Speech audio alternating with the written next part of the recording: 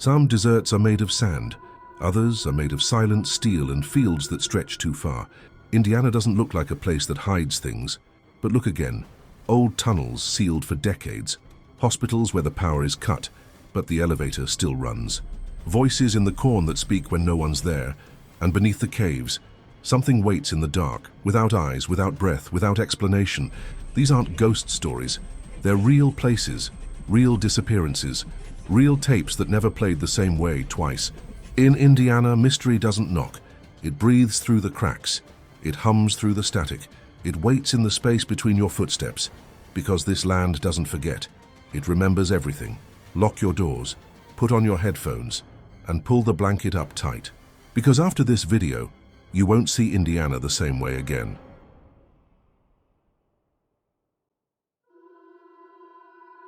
The basement rooms of Central State Hospital. Some buildings die, but others just wait. Central State Hospital in Indianapolis was once the crown jewel of psychiatric care in the Midwest. Brick towers, marble halls, wide lawns meant to comfort. But beneath it, hidden from patients and staff, were the rooms that didn't show up on the official maps. Rooms with no windows, rooms built for silence.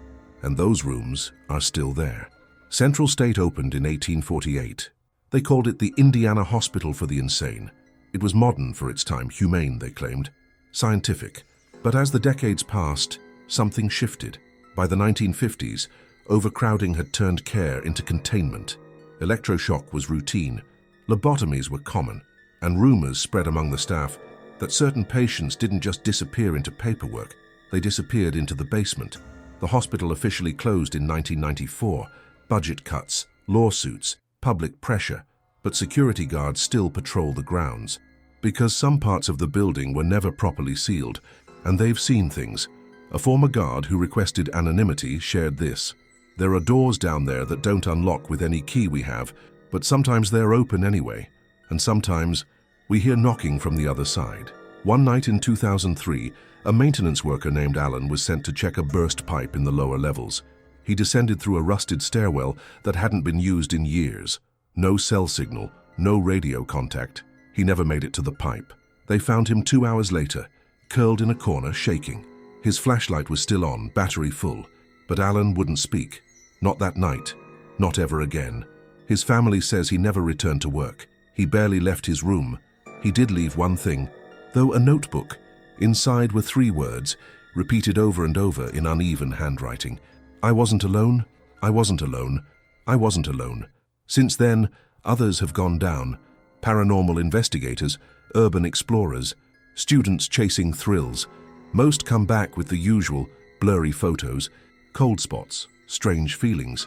But a few, they report something more specific. Rooms that weren't there before, hallways that twist, floors that seem to slope the wrong way, a distant voice saying a name before you say it out loud, and always, always, a red light at the end of the corridor, pulsing, dim, waiting. Some claim the basement was used for experimental treatments, unapproved, undocumented. Others believe it was something darker, that the hospital didn't just treat madness, it made it, and buried it.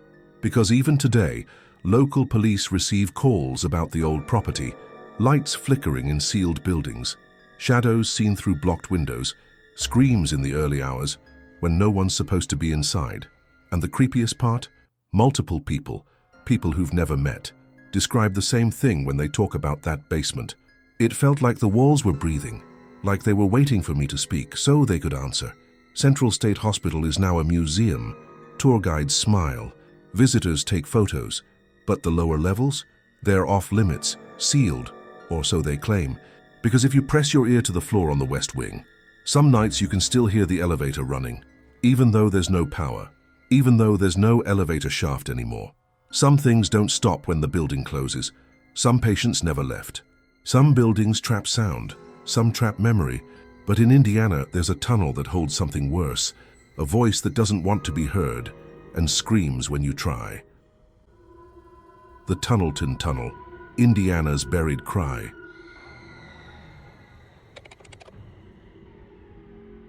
Some places echo, others repeat what should have stayed silent. The Tunnelton Tunnel is real, carved through limestone in 1857, 1,000 feet long, cold, dark, and half swallowed by the hills of southern Indiana. It was made for trains, but now it's made of something else. Silence, and the sound no one wants to hear.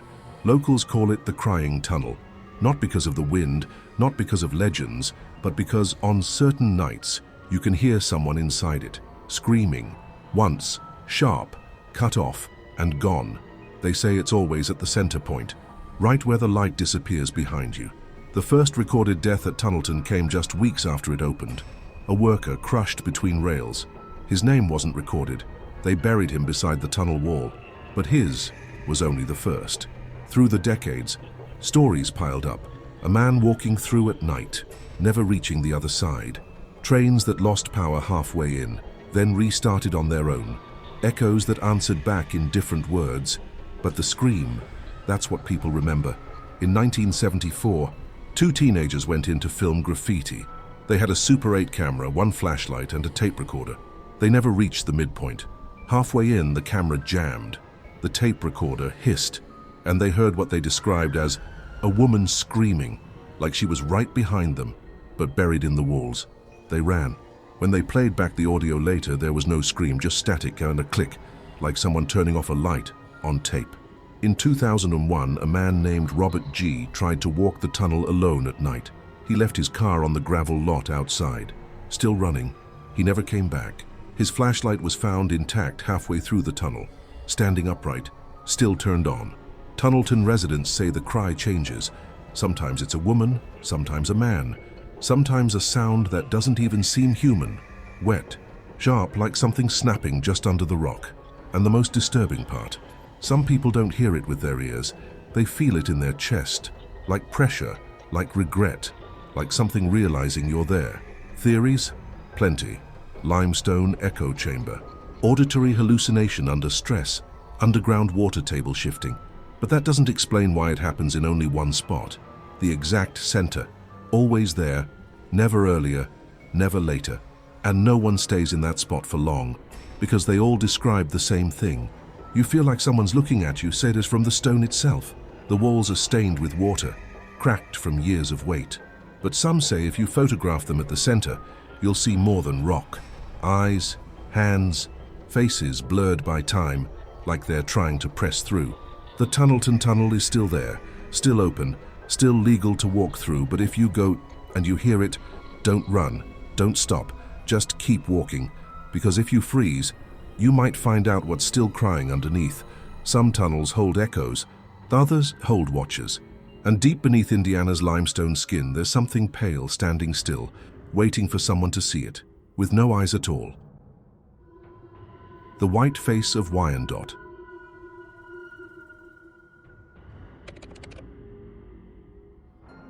Some places feel empty, but the caves beneath Indiana don't feel empty.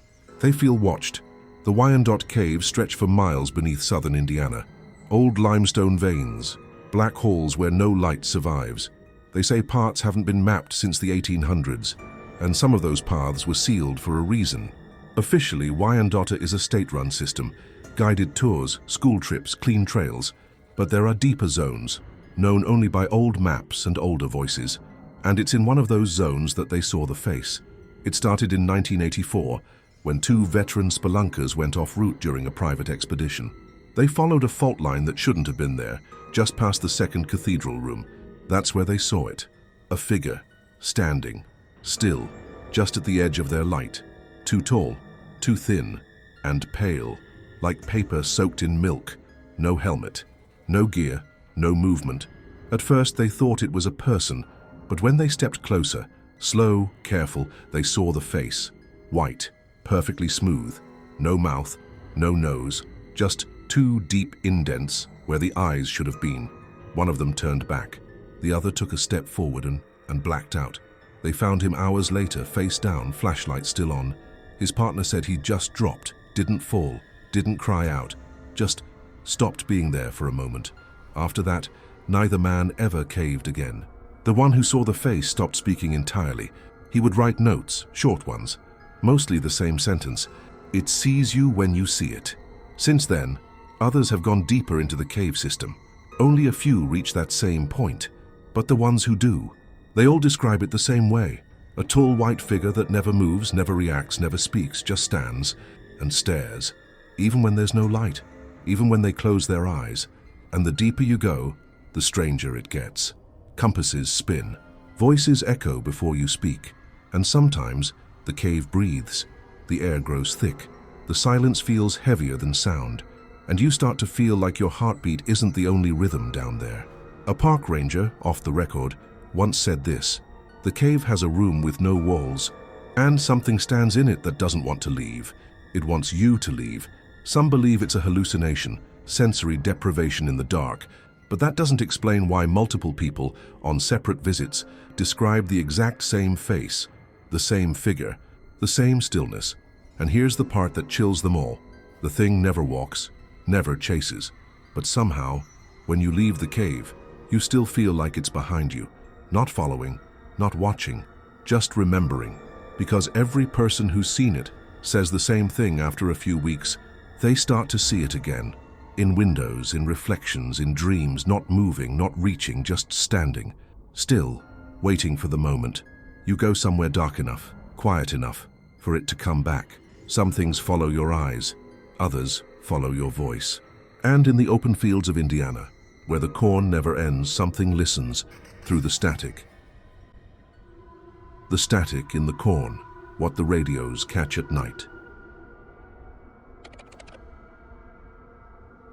Some places go quiet when night falls. This one starts to talk. The fields outside Seymour. Indiana stretch for miles, corn as high as your chest. Flat land, one road, and no reason to stop. But if you do, if your car stalls or your curiosity gets the better of you, you might hear it.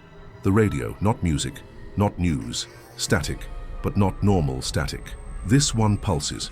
It moves in waves, and buried deep in that hum, there's a voice. Not loud, not fast, just slow words in a language that sounds almost like English, but twisted, out of time, like it learned to speak by listening to broken radios. The first report came from a trucker in 2004. He pulled over to fix a flat near County Road 600. Radio off, phone off, and yet his CB radio lit up. No call sign, just a signal. He heard what he described as someone reading scripture maybe, or instructions, but the words didn't make sense. He turned it off, kept driving. 10 minutes later, the voice came through again, this time from his dashboard speakers. The truck was off. Since then, other travelers have reported the same. Static in areas with no signal. Words just below comprehension. A deep urge to walk into the corn. One woman driving alone at night said she stopped to stretch and heard the voice coming from under her car.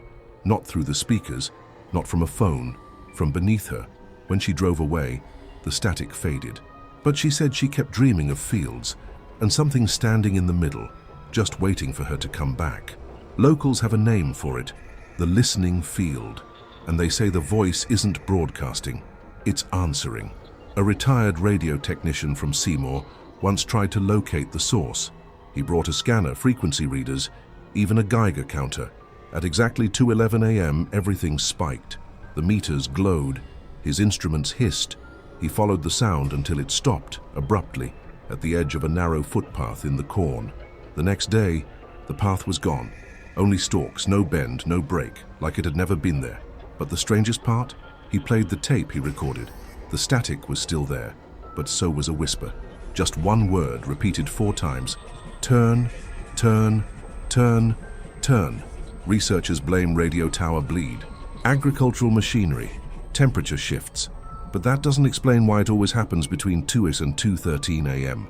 Why it's only in a specific 3-mile radius. And why, when you walk into the field during the static, your phone compass starts to spin. Your footsteps start to echo wrong, and the corn still leans away from you. One man disappeared in 2019, parked off the same road. Radio last picked up an unknown station transmitting a low hum. He hasn't been found. Only his truck, door open, keys inside. And the radio too's still on. Some say the field isn't haunted, it's alive. And the voice in the static isn't calling for help. It's testing, learning, repeating, waiting. Because once you hear the static, you start listening back. Some signals disappear with distance. Others follow you home. And in Bloomington, under the college, there are tunnels no one remembers building and doors no one remembers opening. The Bloomington Underground, tunnels that shouldn't exist.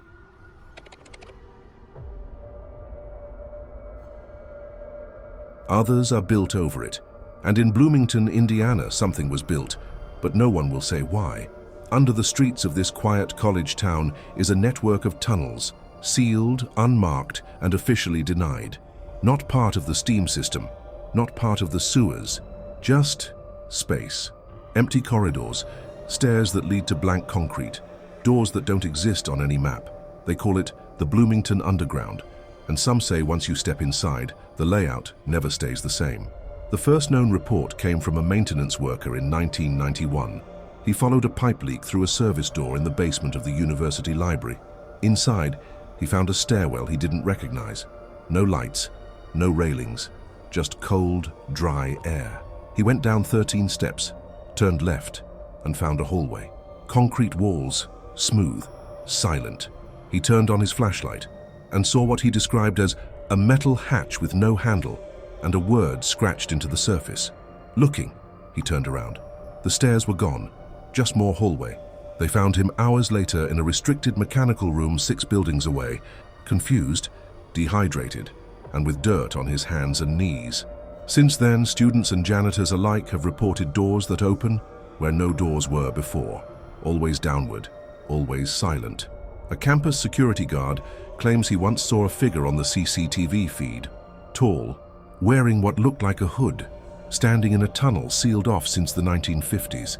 When they reviewed the footage later, there was no video, just black. But the timestamp was still running.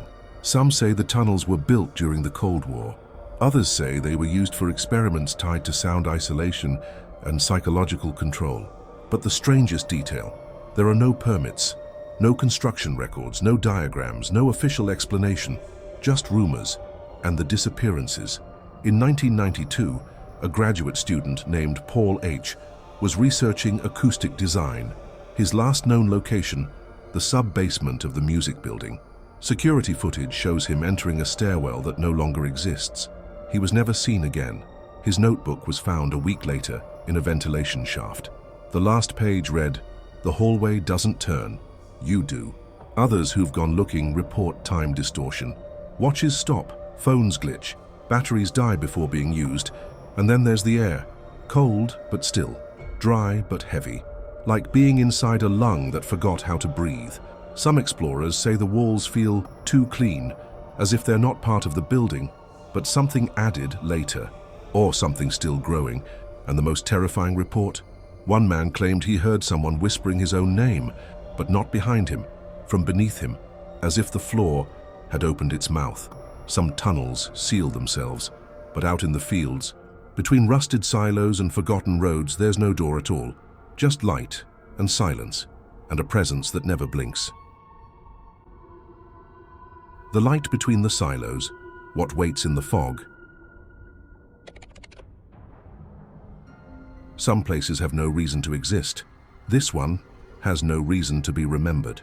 Outside of Salem, Indiana, down a stretch of unmarked road, there's a row of silos, old, hollow, abandoned since the 1960s, but they're not what people talk about.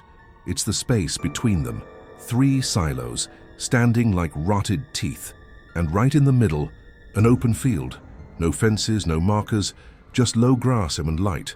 A soft white glow, faint, floating a few feet above the ground. Only visible on foggy nights, but it doesn't light anything up. It just sits there, and when you walk toward it, it backs away. Smooth, slow, always staying just out of reach. The first known mention came from a farmhand in 1977.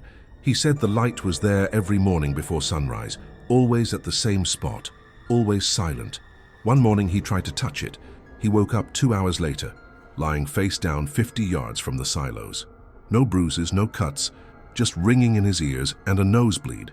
In 2008, a drone pilot tried to film the light. He got close, too close. The drone froze mid-air, didn't fall, didn't crash. It just stopped. When recovered, the SD card was blank, not corrupted, not damaged, just clean, as if it had never been used. Other pilots reported the same, Cards wiped, batteries dead, footage gone, and the few videos that do exist, they show a glow, then static, then black. Locals say the land was bought and sold by the government 4 times in the past 30 years, always through shell companies. One story says it was once a field test zone. Another claims it's a containment site. But for what, no one can explain. But the strangest detail is the sound, because when the fog rolls in and the light appears, it hums. Not music, not machinery, just a low, steady tone that gets inside your teeth. And once you hear it, you can't unhear it. A man who camped near the field in 2015 described the sensation like this. It wasn't sound, it was memory, like remembering something I've never lived. He left at dawn, but his camera, mounted untouched, had only one image on the card, a blurry white shape, centered, symmetrical, and behind it, something darker, a figure, tall still. No eyes, no face, just a long black outline was watching from inside the light. No one knows what the light is, but it's always there when the fog comes, always still, always waiting, like it's guarding something, or maybe warning you. Not to step too far between the silos, because whatever waits there has never needed to move. Some mysteries echo, some follow, but the ones you never forget are the ones that don't try to be seen. Indiana's forgotten desert doesn't scream, it doesn't chase, it just remembers, and if you've made it this far, maybe now it remembers you. Tell me in the comments, which of these mysteries stayed with you the longest, and where should we go next? Because the next state might already be waiting.